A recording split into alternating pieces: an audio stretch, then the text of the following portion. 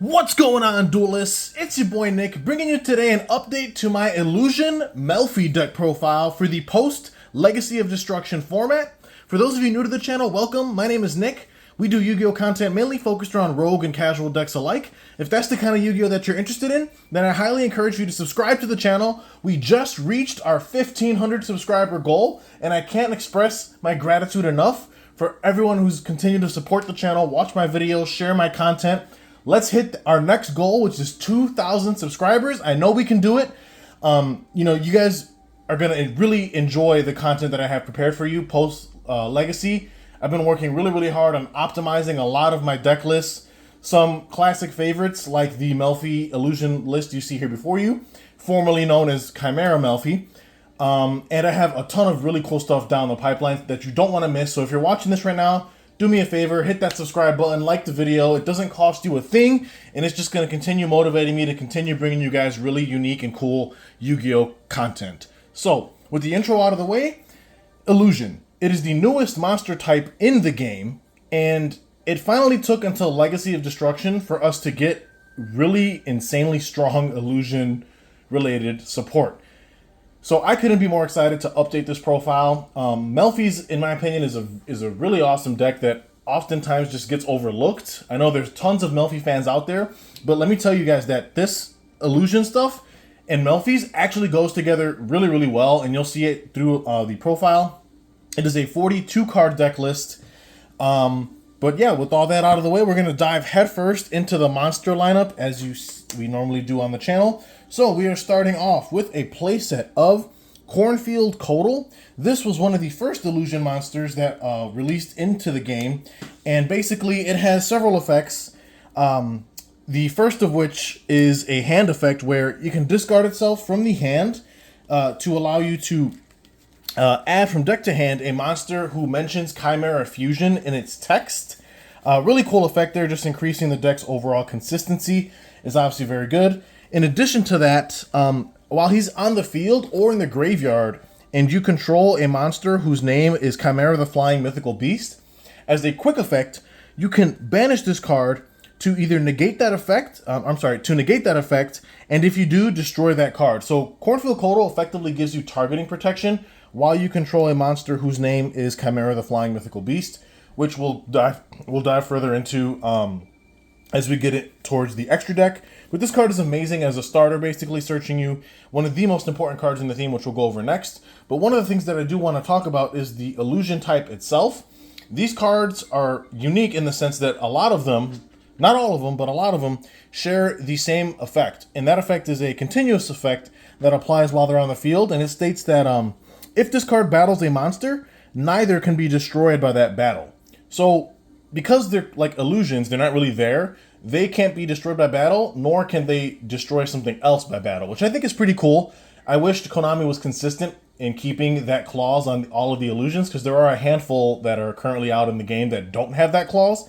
But for the most part, all the ones that we play, at least in this list, do have that clause. And it's pretty cool, because it makes them kind of annoying to remove, like they just can't be ran over by battle.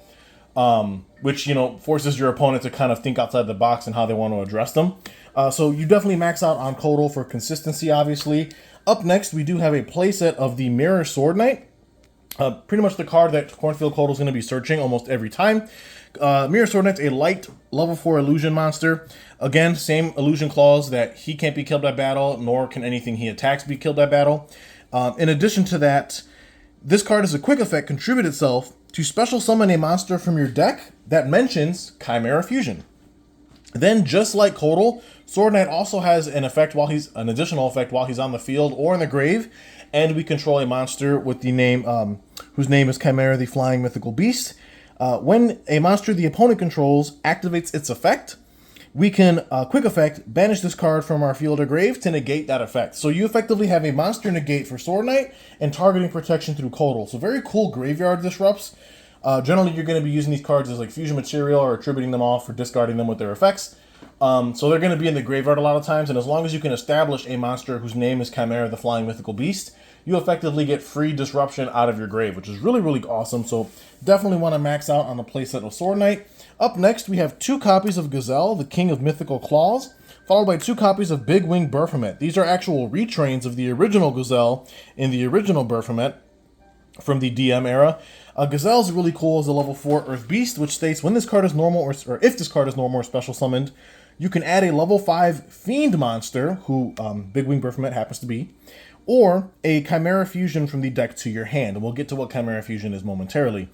In addition to that, if this card is sent to grave as material for a fusion summon, you can add an illusion monster from deck to hand, which is really, really cool as far as increasing the deck's consistency overall.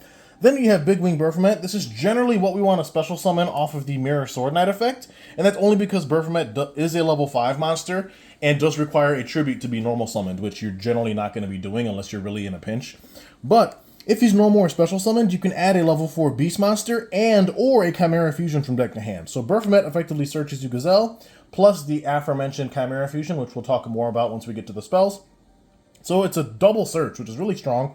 Then just like Gazelle, if he's sent to grave as material for a fusion summon, you can target an illusion monster in your grave and special summon it. So he acts as recursion for your illusion bodies in the graveyard, which is really, really strong. So overall, this package is very consistent, and it's very resource intensive, which is great. Like, you get so much recursion and just free value for using these cards as fusion material. It's very, very cool to see Konami retrain older cards like this into, you know, newer things that allow them to see play. Now onto the bread and butter here. We have 2 copies of the brand new Nightmare Magician, freshly released from the Legacy of Destruction core set. She is a level 6 Dark Illusion effect monster, 2000 attack, 1700 defense. Yes, that is Dark Magician Girl stats. Again, she has the illusion clause where, you know, if she battles, neither monster can be destroyed by that battle. However, this monster has a inherent effect to special summon itself, kind of like a Cyber Dragon, where it's a non-activated effect and you can discard a card from your hand to special summon the Nightmare Apprentice from your hand. Again, keep in mind that is not an activated effect. So that's obviously really cool. So this is finally an extender that we have for the illusion / chimera archetype. Then if this card is normal or special summoned, you can add an illusion monster from the deck to your hand, except a copy of Nightmare Apprentice. So while this seems very, like, I don't want to say lackluster, but very mid, I guess, you know, it's just a Rhoda for illusions, I don't think you realize how valuable a Rhoda for a particular monster typing is. Like, take a look at Bonfire for an example. You know, that card just searches level 4 lower pyros, and look at the amount of value that you can pull off with a single spell like that. This, though, is on a monster that can literally special itself by discarding any card. So the amount of value you can get off of this is really insane, especially since, again, she's an illusion, so she has that clause where, you know, she can't be killed by battle. She's very difficult to remove off the field, you know, via traditional means.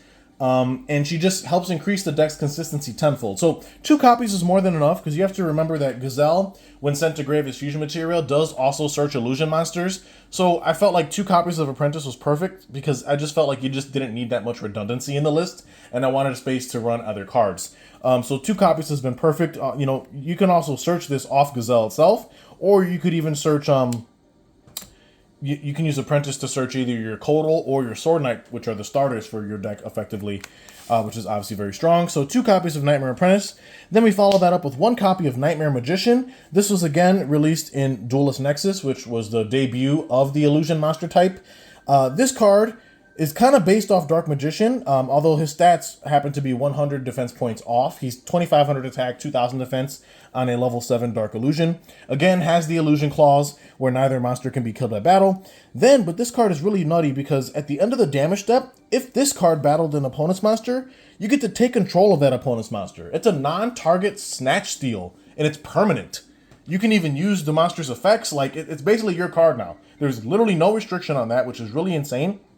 In addition to that, he has another effect where once per turn, at the start of the damage step, if another monster attacks, we get to destroy 1 card on the field, non-target as well. So this card actually packs one heck of a punch, and now it's even more easily accessible that we have ways to search it through the new Nightmare Apprentice, and also have ways to revive it through cards like Big Wing Baphomet. So as a 1-of, it's perfectly fine in the deck list. Then we play 1 copy of Master Tao the Chanter, followed by the brand new, again out of Legacy Destruction, Golgoyle the Steel Seismic Smasher. So let's talk about Tao the Chanter first. Obviously he's an illusion as well. Again, has the illusion clause with the battle tricks. And if this card is sent to grave, doesn't matter how, you can target an illusion monster in your graveyard except himself and special summon it in defense position. However, you cannot special summon monsters from the grave for the rest of this turn except illusion monsters. That's not really that much of a hindrance with this strategy. So think of Master Tile as more of like an extender. You're going to use this as fusion material, most likely triggering the grave effect to bring something else back and continue playing. So very cool there. And then Gargoyle, brand new out of Legacy of Destruction, is another illusion monster. Level 10, I think it's the highest leveled illusion that we have so far. 1800 attack, 3200 defense, just a beefy chonky boy. Again, has the same illusion battle trick clause.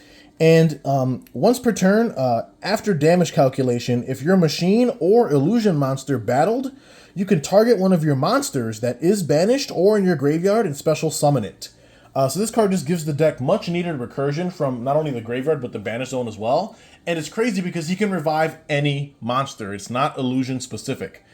In addition to that, if this card is banished from the field, we get to special summon it. So if your opponent, since it can't be killed by battle, your opponent's probably going to try and get queued and remove it by some type of card effect. If that effect is, involves banishing it, it'll actually just come right back immediately on the next available chain, which is kind of funny.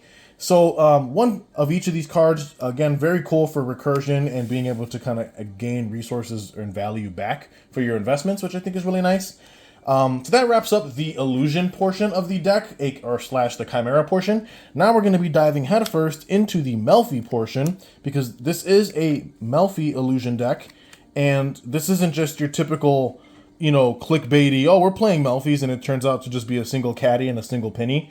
We're playing basically every single Melfy that the game has, with the exception of the vanilla. But we have one Wally, one Puppy, one Caddy, one Fenny, one Pony, and one Penny. These are all of our Melfys. The Melfys are all level 2 Earth Beast Monsters, with the exception of Penny, who happens to be a Water Beast Tuner. All the Melfys have during the end phase, or your end phase specifically, they can all special summon themselves from your hand for free.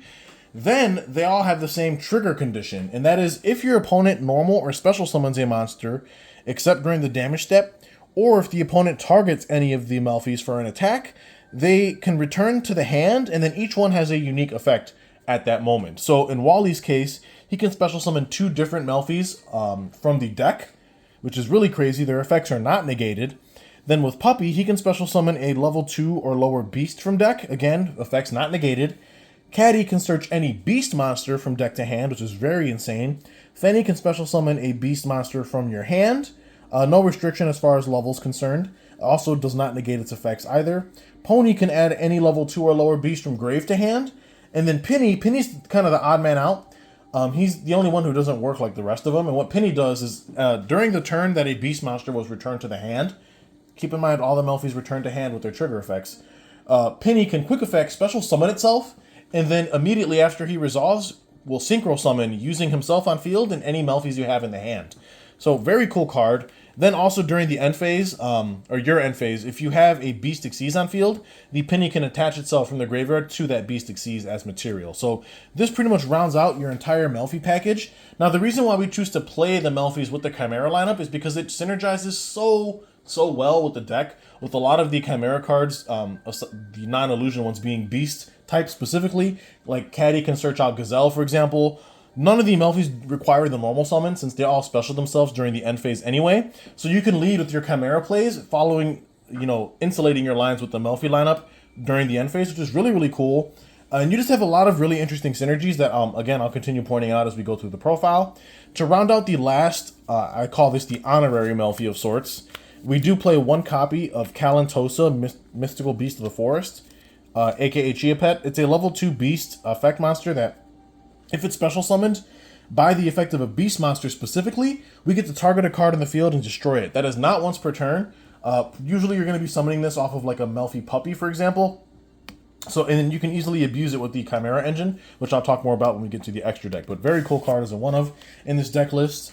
Then moving on, we do play a Edge Imp package, or Fright for Patchwork package. So we play 3 Edge Imp Chain. If this card is sent to grave from the hand or the field, we can add a Fright for card from deck to hand, which is obviously very cool. So we max out on that.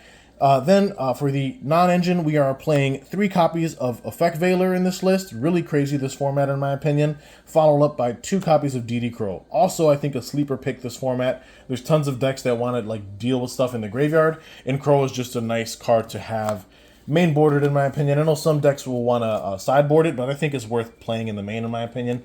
So that rounds out the monster lineup. Now we're going to be diving headfirst into the spells, of which we do play a playset of Obedient Schooled. This card is really insane. Basically, if we control no monsters, we get to special summon 3 level 2 or lower beast effect monsters with different names from our deck, but their effects are negated, they're destroyed during the end phase, and for the rest of this turn after this card resolves, we cannot special summon monsters except beast monsters. So this is effectively an emergency teleport for 3 bodies. Yeah, their effects are negated, but in the grand scheme, it doesn't matter. You just put 3 monsters on the field without even committing your normal summon. And you can do whatever you want with those monsters. This card only restricts you into beasts. But like that doesn't mean you can't synchro summon, doesn't mean you can't fusion summon, doesn't mean you can't link summon. So this card is just free real estate. It works really, really well with the Melfy package. And again, I'll talk more about why that is when we get to the extra deck. But insane card, in my opinion. Also not even once per turn. So if they ash it and you have another one, then feel free to just cook your opponent. Up next, we do have a playset of the aforementioned Chimera Fusion. A lot of like the Gazelle and the Big Wing Baphomet mention this card specifically. It is a quick play fusion spell that says during the main phase, you can fusion summon a fusion monster from the extra deck using monsters from your hand or field as material, including a beast or fiend monster. So not once per turn on the effective fuse. However, despite it being a quick play, it is locked into the main phase specifically. Then it has another graveyard effect where if this card is in your graveyard and you have a Chimera the Flying Mythical Beast on your field or in your grave, you can add this card from grave back to hand. It has a second effect, but it really doesn't apply because that involves you to play the original Gazelle and Baphomet, which those cards they're not that great, so we don't choose to run them. The add back effect from grave is once per turn, but the effective fuse is not, so something to also keep in mind. Then obviously because we're on the Frightful package, we do play 2 Polymerization and 2 Patchwork. Poly, obviously, pretty self-explanatory, and then Patchwork allows us to add an Edgit monster and a Polymerization from the deck to our hand. And then to round out the last 2 cards in this 42-card list is 1 copy of Melfy Hide and Seek, effectively making all of our beast monsters immune to card destruction once per turn each, and allows us to recycle beast monsters from graves to get free draws. And then we also play 1 copy of Called by the Grave to stop any pesky hand traps that get in our way. So this rounds out the main deck, obviously. Now we're going to dive into the extra deck, of which we are running 2 copies of Chimera the King of Phantom Beasts. Now this card is a really interesting fusion. It requires a beast and a fiend monster specifically as material. However, its name becomes Chimera the Flying Mythical Beast while it's on the field or in the graveyard. So this is the name that not only Chimera Fusion was looking for, but also Cornfield Coatl and Mirror Sword Knight were looking for to turn on their negation-like effects. This card's name becomes the name that they require. So very cool there. When this card is fusion summoned, you can activate this effect. During the end phase of this turn, you can discard a random card from the opponent's hand. So you basically hand rip them for 1. And if that wasn't crazy enough, during your opponent's turn as a quick effect, if this card is in the graveyard, you can banish this card to then target a beast, fiend, or illusion that's in your grave and special summon it. Keep in mind, he is a beast monster himself. So if you use this to summon like the Calantosa, from your graveyard, Calantosa's effect will trigger to pop a card on the field. So we max out at 2 of this because this is a monster you want to go into quite frequently with this deck. So we do max out, or not max out, but we just play 2. Then we round that out with 1 copy of Baphomet, the Mythical King of Phantom Beasts, another monster whose name becomes Chimera the Flying Mythical Beast while on the field. He just requires 2 monsters with different types among Beast, Fiend, or Illusion. If this card is fusion summoned, you can send 1 Beast, Fiend, or Illusion monster from deck to grave. And then again, just like the King of Phantom Beasts, during the opponent's turn as a quick effect, while he's in grave, you could banish this card from the graveyard to target a banished Beast, Fiend, or Illusion monster and special summon it. So very cool monster here. And again, his name does become Chimera the Flying Mythical Beast while on the field and in the grave. So, you know, you can add back your Chimera fusions. And both Mirror Sword Knight and Cornfield Coatl negation effects are live while he's on the board. Then we do play 1 copy of Chimera the Illusion Beast, the first Illusion extra deck monster in the game, mind you. Level 8 fusion, who requires Chimera the Flying Mythical Beast specifically, plus 1+ Illusion monsters.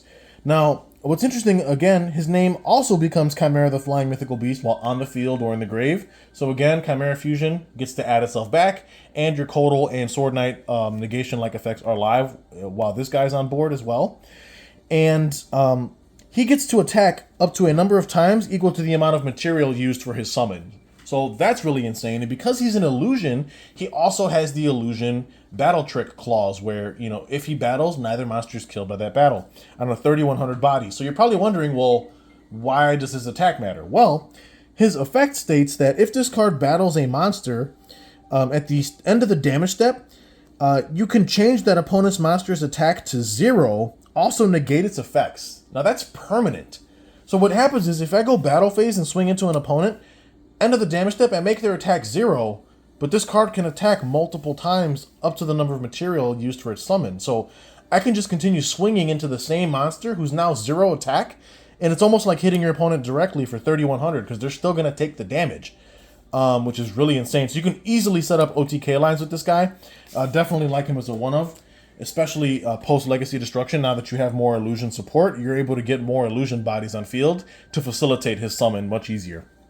Then we play 1 copy of Magnum the Reliever, really cool monster, allowing you to, you know, draw you some cards, recycle your fusion spells, and also disrupt your opponent on their turn. We also play 1 copy of Grapha, Dragon Overlord of Dark World. Really cool tech card, in my opinion, for this deck, and I'll explain how we summon this shortly. And then we round out the fusion lineup with double copies of Guardian Chimera for this deck.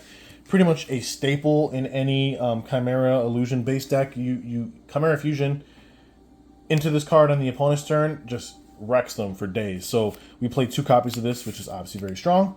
Then we do play 1 copy of Merry Melffys, again for the Melfy penny lines.